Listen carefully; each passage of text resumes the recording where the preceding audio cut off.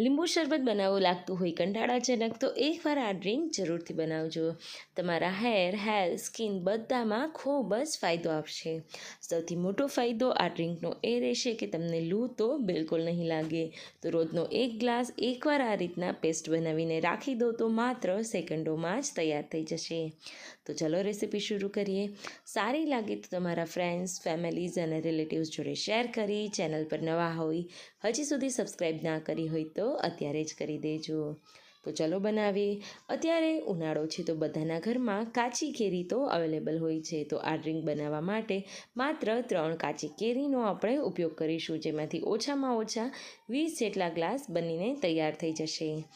આવી રીતની જો તમારા ઘરમાં લોટી અવેલેબલ હોય તો તેને ગેસ પર રાખી દઈશું અને ગેસની મીડિયમ ફ્લેમ શરૂ કરી દઈશું. ત્યારબાદ કાચી કેરી મેં ધોઈ અને આગળથી લોહી લીધેલી.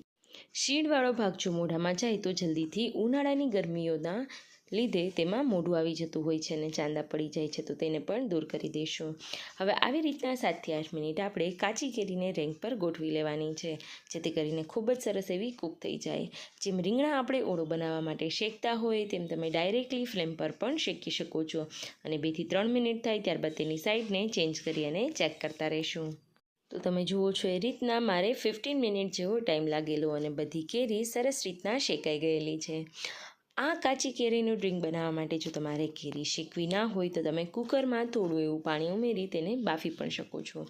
પણ શેકેલી કેરીનું જે ડ્રિંક બને છે તેનો ટેસ્ટ ખૂબ જ સરસ આવે છે. તો એ રીતના ઘરે જરૂરથી ટ્રાય કરવી. તો કેરી એકદમ સરસ રીતના શેકાઈ ગયેલી. ઠંડી કરવા માટે મેં તેને વરાળ નીકળી જાય ત્યારબાદ 5 થી 10 મિનિટ માટે ફ્રીઝમાં રાખી દીધેલી. તો હવે આપણે ઉપરનો ભાગ આવી રીતના કાઢી લઈશું. જો તો પણ ક્યાંય પણ કાળાશ લાગતી હોય તો ટીશ્યુ પેપર વડે તેને લૂઈ લેવું. આ કેરીને ધોવાની નથી, નહીંતર તેના અંદરના રહેલા પોષક તત્વો અને તેનો ટેસ્ટ સાથે સાથે ધોવાઈ જશે. હવે બંને કેરીની છાલ મેં અહીંયા કાઢી લીધેલી. હવે શેકાયેલી કેરીને આપણે કાચના કોઈ એક વાસણમાં આવી રીતના નાના નાના પીસીસ કરીશું. આપણે પછી તેને ક્રશ જ કરવાનું છે, એટલે પીસીસ એક જ સરખા રહે તેવી કાંઈ જ જરૂર નથી. વચ્ચે વચ્ચે જો ક્યાંય કાળો પાટ લાગતો હોય તો તેને આવી રીતે દૂર કરતો જાઓ. હવે મેં બંને કેરીને અહીંયા સરસ રીતના પીસ કરી લીધેલા.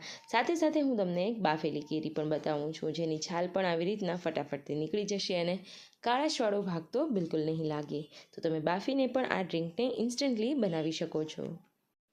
તો ફ્રેન્ડ્સ, હવે આમાં આપણે ઉપરથી 1 કપ જેટલો ફ્રેશ ફુદીનો એડ કરીશું. જો તમારા ઘરે ફુદીના પાવડર હોય તો તમે એનો ઉપયોગ પણ કરી શકો છો. ત્યારબાદ અડધી ચમચી જેટલો સંચર પાવડર લઈશું. પાણી ઉમેરતી વખતે જો આમાં ગળાશ કે ખારાશ ઓછી લાગે તો તમે ત્યારે એડ કરી શકો છો. ત્યારબાદ અડધી ચમચી જેટલો મરી પાવડર, અડધી ચમચી જેટલો શેકેલા જીરાનો પાવડર અને થોડું એવું મીઠું ઉમેરીશું.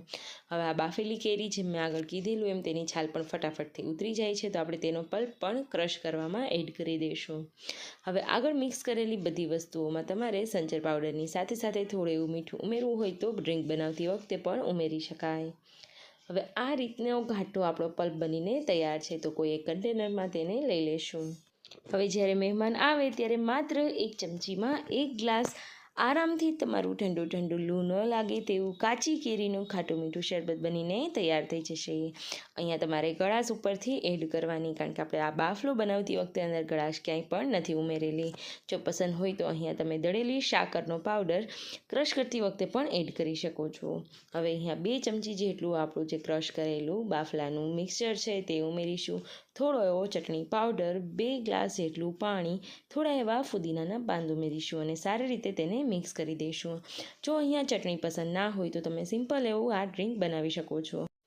પ્લેન ડ્રિંક બનાવવા માટે અહીંયા મેં ચિલ્ડ વોટરનો જ ઉપયોગ કરેલો છે. તો હવે અહીંયા રેગ્યુલર ગ્લાસમાં 1 પેસ્ટ જેટલો આપણો બાફલો ઉમેરી થોડું એવું પાણી ઉમેરી તેને ક્રશ કરી અને પોર કરશું. તો તૈયાર છે કાચી કેરીનો બાફલો અને તેની પેસ્ટ. તમે એરટાઇટ કન્ટેનરમાં તેને 6 મહિના સુધી પણ સ્ટોર કરી શકો છો. Thank you.